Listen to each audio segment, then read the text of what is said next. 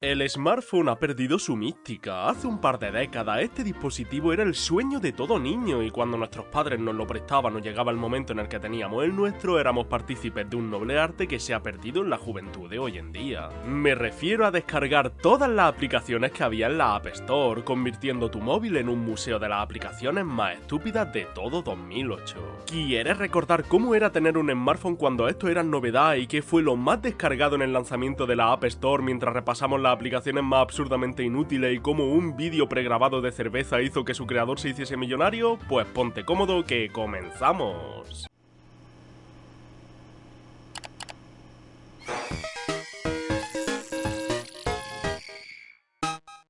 Antes de meternos de lleno a recordar algunas de las timadas por las que había gente que estaba dispuesta a pagar 0,99, quiero dar un pelín de contexto, no mucho, para que sepamos un poco de dónde vino todo esto de las aplicaciones de terceros en el móvil, y para ello deberemos retrasar el reloj prácticamente 20 años. El 29 de junio de 2007, Apple lanzaría al mercado el que ganaría el premio Invento del Año, el aparato que revolucionaría el mundo literalmente como lo conocemos, el iPhone de primerísima generación, que en su origen venía con tan solo 16 aplicaciones. Estas eran el SMS, el calendario, fotos, cámara, YouTube, stocks, maps, el tiempo, el reloj, la calculadora, el bloc de notas, las opciones y en la barra de acceso rápido, el teléfono, el email, el navegador Safari y el iPod para escuchar música. En esta primera versión del Titán de Apple no podías cambiar el fondo de pantalla, que siempre era negro, y no solo eran estas las únicas aplicaciones que había, sino que estaba obligado a dejar las aplicaciones en ese orden, no podías cambiarlas, lo cual seguro que a más de uno le volvía loco porque querría ordenarlas por color o por nombre. En los 90 y muy a principios de los 2000, las cosas simplemente no se actualizaban. Cuando tú te comprabas un móvil o un juego, traía lo que traía y no podías esperar que a través de la magia del internet se mejorase o se le añadiesen opciones. Por ejemplo, si en Street Fighter 2 había personajes muy rotos, no podían lanzar un parche al cartucho, simplemente sacaban el Champion Edition y luego el Turbo y luego el Super y luego el Super Turbo, el Hyper, el HD Remix, me estoy mareando. Pues hasta ahora en los móviles había sido igual. Si no te gustaba el software, ¿cómo iba a actualizarlo? ¿Cómo iba a descargar cosas si el acceso a internet de los móviles de tapa era de risa y te cobraban 87 euros por segundo de uso? Es verdad que las actualizaciones de firmware existían, pero eran escasísimas y súper rudimentarias, y a principios de los 2000 tenías casi que dar gracias no solo por tener internet, sino por tener móvil. ¿Qué más le iba a pedir al cacharro? Esto cambió con la nueva generación. El primer iPhone recibía actualizaciones a través de un internet mucho más extendido y para mi sorpresa tuvo bastante longevidad, ya que alcanzó a recibir iOS 4 en 2010, cuando ya había como 3 iPhones más en el mercado. Pero eso no es lo importante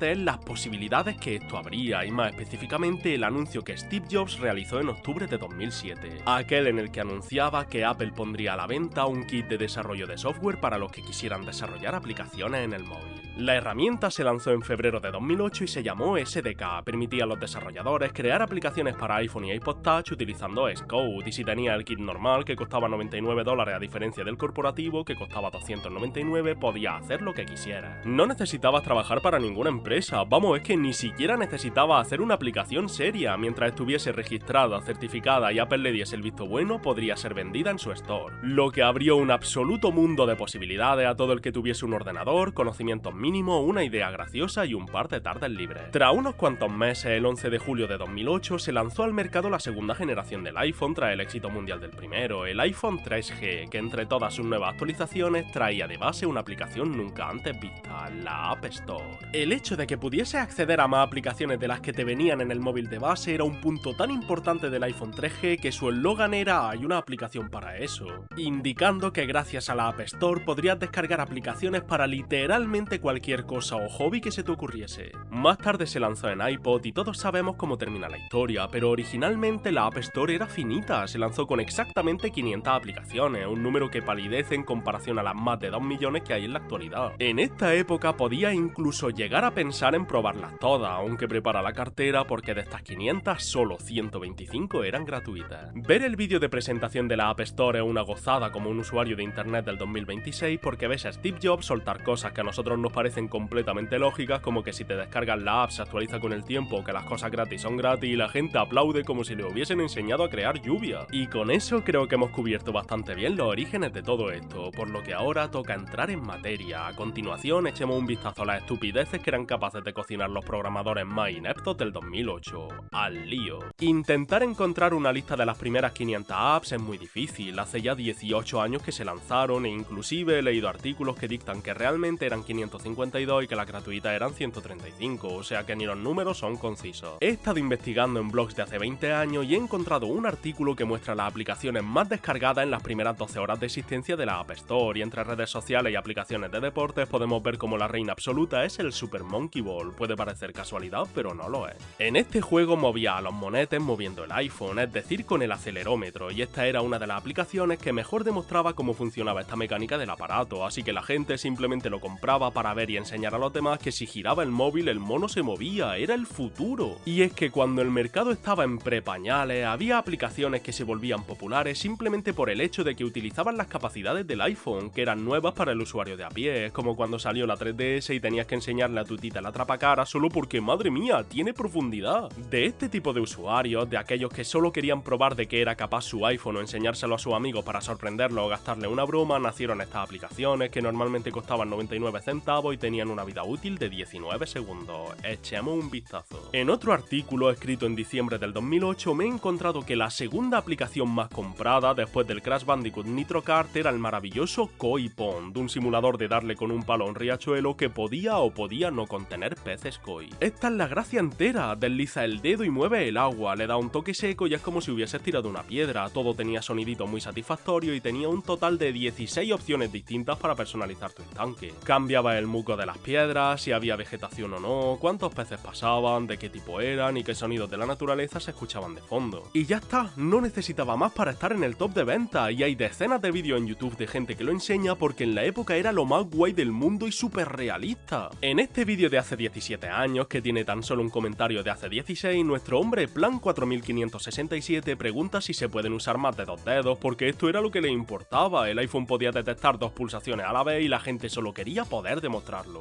Vamos con otra. A día de hoy que el móvil se abra con tu huella es lo más común del mundo, pero en la época vendían escáner de huellas dactilares falsos para hacerle creer a tus colegas que tu nuevo móvil era más seguro que el Pentágono. Este tipo de aplicaciones eran todas iguales, si pulsabas y ya siempre te iba a poner acceso denegado, pero si sabías el truco, que en cada una era diferente, tocabas la opción secreta y te salía acceso permitido para hacerle creer a tus amigos que de verdad solo detectaba tu huella. Y cuando te permitía el acceso se cerraba la app y ya está, no servía para nada más, estaba pensado para dárselo a tu colega, que desbloquease el móvil, se encontrase con esto y se pensase que estaba en una peli de Misión Imposible. Me recuerda al vídeo en el que se ve a un hombre haciendo como que la pantalla le está detectando la mano y no para de salir el reproductor de vídeo, y no viene a cuento, pero qué pedazo de fondo de Batman se marcaba este chaval hace 14 años. Pero es que me he encontrado un vídeo de un chaval que explica cómo va la app y al final dice, pues sí, por 99 centavos merece completamente la pena para engañar a tus colegas, es que estábamos comidos de la cabeza. Lo mismo pasaba con las aplicaciones de prueba de beso, escogías tu género, te salían unos labios, los besabas y te detectaba cómo de bien había pesado. Lógicamente lo único que esto detectaba era que habías pulsado y el rango era completamente aleatorio y sin fundamento, pero bueno, otra tarde entretenida, otro dólar menos en el banco. Y algo que también vi muchísimo en la época y que me parece incluso más tonto que todo esto es la aplicación de pantalla rota. Te la descargaba y ponía un PNG de pantalla rota falsísimo en tu móvil. Se notaba a legua, aunque bueno, hace 20 años si no sabías que la app existía podía colar. La broma maestra era descargarla en el móvil de tu colega, pero eso era ya demasiado arriesgado. En cuanto apagaba y encendía el móvil se acababa la ilusión y como las demás era de un solo uso por amigo. Investigando esto me he dado cuenta de algo. ¿Cuándo fue la última vez que viste ya a alguien con una aplicación de sonido en el móvil? Me refiero a esas botoneras que tenían más publicidad que sonido y reproducían los memes más del 2010 que internet podía producir. Cuando yo tenía 12 o 13 años siempre pensaba que una vez que tuviese mi móvil propio, que recibía a los 15, lo primero que descargaría sería una botonera, y eso hice, y siempre la tendría lista para añadir ese audio que haría más gracioso mi broma y las de mis amigos.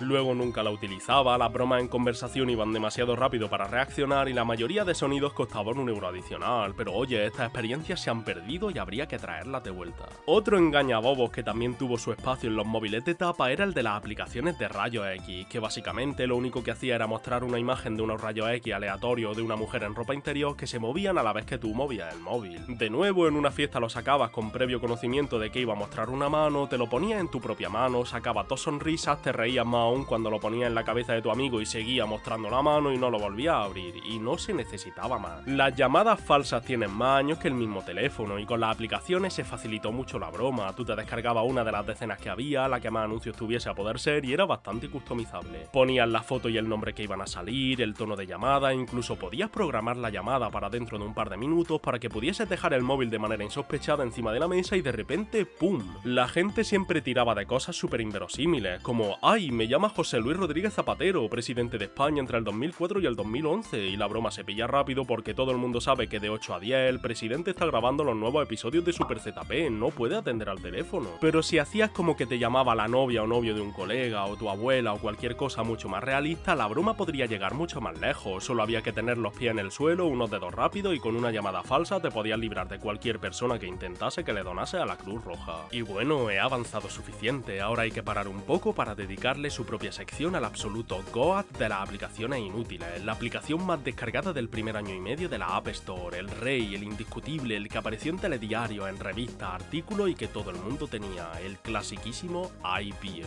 Esta aplicación tiene chicha y es tan importante que se podría considerar el origen y razón de todo lo que hemos visto en el vídeo. Nuestra historia comienza con Steve Sheraton, de en la época 37 años y de oficio mago, que en 2007 subió un vídeo a YouTube donde hacía parecer que el móvil era un vaso de cerveza. Este vídeo se hizo viral entre virales y cuando la gente aún ni siquiera sabía lo que era una aplicación ya pedían a gritos poder tenerlo de verdad en sus móviles, aunque esto no era una aplicación real sino un vídeo que se había grabado de antemano. Recordemos que esto es el primer iPhone que no podía tener aplicaciones de terceros a no ser que lo hackease. Como Steve era mago, no le resultaba difícil hacer juegos de mano y timear el vídeo para que pareciese real. Además no era la primera vez que lo hacía, ya que hace años el hombre inventó un truco parecido en una Palm Pilot, una PDA del 96 de la que supuestamente bebía café. Pero tras una década y siendo, reconoce, un alcohólico, le pareció mucho más llamativo que en esta ocasión bebiese cerveza del aparato. El éxito fue tal que puso a la venta el archivo de vídeo de la cerveza por $2,99 en iTunes y según afirma estuvo generando más de $2.000 al día durante meses. Esto no solo llamaba la atención de los usuarios de internet, sino que también llamó la atención de Apple, que le contactó para ser una de las primeras 500 aplicaciones en la App Store. Steve tenía mucha experiencia en fotografía y en edición de vídeo, así que se puso mano a la obra y creó secuencias de vídeo y vídeo en bucle que jugaban perfectamente con el acelerómetro del iPhone. Teniendo en cuenta el líquido y la espuma, la aplicación sabía a dónde tenía que ir la cerveza, y si empinabas demasiado el vaso te la bebía entera y pasaba a parecer que estaba vacío. Podía activar el modo para diestros o zurdos, desactivar o activar el eructo de cuando te bebía el vaso entero, y si agitabas el móvil se llenaba de nuevo. ¿Veis? Controles de agitado y cerveza que reaccionaba cuando tumbaba el móvil. Esta aplicación era deseada por la gente porque tenía las mismas características que el Yoshi Topsy Turvy. Y vaya si era querida, había gente, y no poca, que quería comprarse un iPhone única y exclusivamente para tener esta aplicación. La gracia se acababa en 5 segundos, pero es que eran 5 segundos por persona porque a quien se la enseñase le sorprendía. Me hace mucha gracia porque tiene un anuncio oficial que está subido a YouTube aún a día de hoy con más de 1 millón de visitas, y cuando te enseñan el tutorial de cómo descargar la aplicación vemos que en la Store aparece el Monkey Ball encima de todo. Normal que fuese el juego más descargado, lo ponían en la cima, parece que quisiesen a EA y más que la misma Sega. La aplicación alcanzó el top 1 instantáneamente, había hasta otra versión en la que bebían leche en vez de cerveza y también estaba en el top 5 y no abandonó esa posición durante prácticamente 2 años. Steve la puso de nuevo a la venta por $3 y de repente tanto él como su equipo eran asquerosamente ricos. Se mudaron a un piso en Barcelona que les costaba 6.000 euros al mes, compraban antigüedades y vivían como estrellas de rock. Un par de reventados habían creado una aplicación que les generaba entre $10.000 a $20.000 al día y no sabían qué hacer ni con el dinero ni con la fama. El New York Times y la revista Fortune Time la colocaron como una de las aplicaciones que todos los iPhones deberían tener instalados. Apareció en programas e incluso les salieron plagios como esta llamada iPin.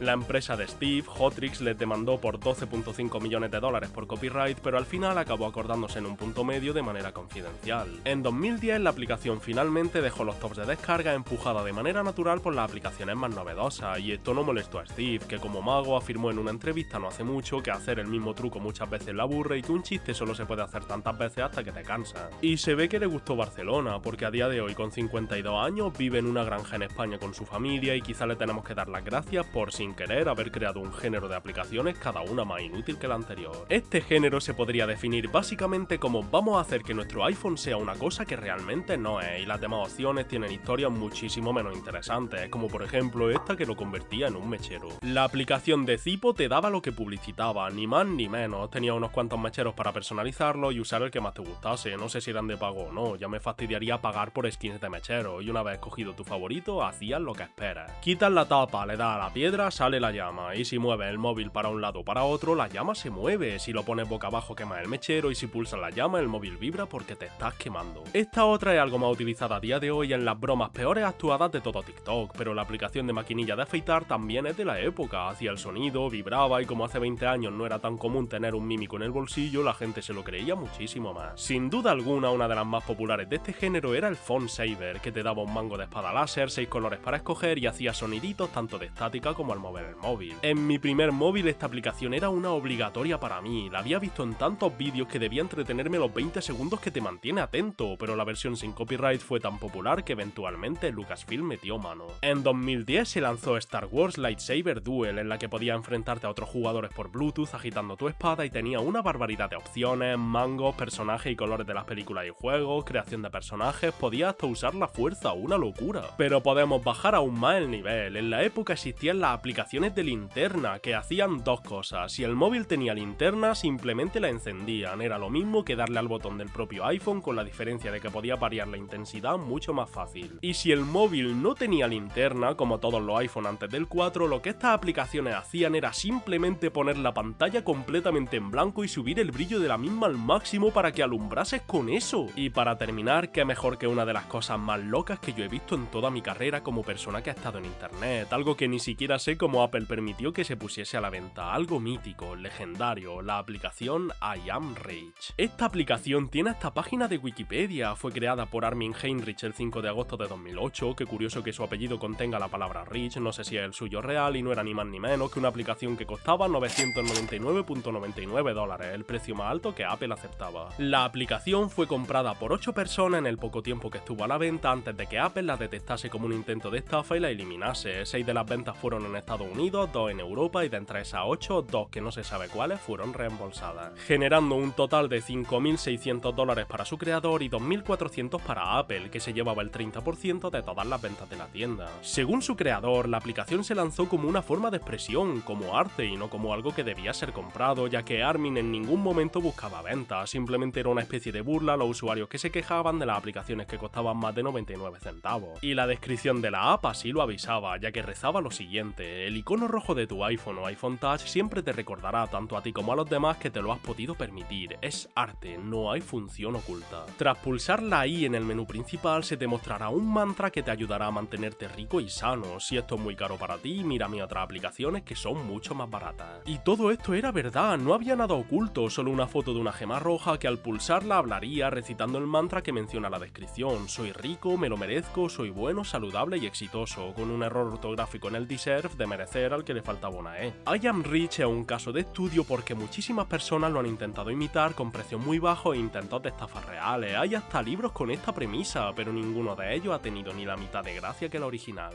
Y con eso creo que hemos hecho un buen repaso al mundillo de las aplicaciones inútiles de finales de los 2000. Estoy seguro de que me he dejado alguna, déjamelo en los comentarios si así ha sido, y tras ver el absoluto timo que eran, solo puedo decir que una pequeña parte de mí hasta la echa de menos. Al smartphone no hay que tenerle miedo, hay que tenerle respeto. Todas estas aplicaciones nos llevan a una época en la que los móviles eran algo mucho más simple, no estábamos tan adictos a ellos porque aún no nos había dado tiempo y se estaba experimentando con lo que esta tecnología tenía que ofrecer. Me parece entrañable como a muchísimos creativos se les presentó con un sistema nuevo para hacer cosas y lo primero que hicieron fue: ¡buah! ¿Te imaginas si el móvil fuese un vaso de cerveza? Sería la leche. ¡Uy, qué ideón se me acaba de ocurrir! Intentaban ganar dinero, sí, como siempre que sale una invención nueva, pero también había un toque de misterio, de descubrimiento, de gente programando en su casa con el único objetivo de convertir tu iPhone en unas tijeras porque eso les parecía gracioso y no importaba nada más. Estas aplicaciones inútiles son productos de una época muy corta en la historia del smartphone. Su relevancia duró apenas un año y pico, hasta que más gente aprendió a trabajar en estos sistemas, la tienda llegó a Android y empezaron a llenar la store de productos y juegos que sí que merecían la pena. Pero durante ese tiempo el mundo estaba completamente asombrado por la aplicación del mechero, la de la cerilla. Vosotros sabéis las cientos de reviews que hay de este tipo de apps, reviews de 5 minutos de aplicaciones que tenían 3 botones, solo de lo que gustaban y de la ilusión que generaba mostrar el futuro al mundo. Estas aplicaciones eran y son un truco barato, pero son nostalgia pura y realmente de eso va este canal. De recordar tiempos en los que llegaba al parque, cogía el móvil de tu madre y tu única preocupación era que tu amigo se tragase el escáner dactilar, porque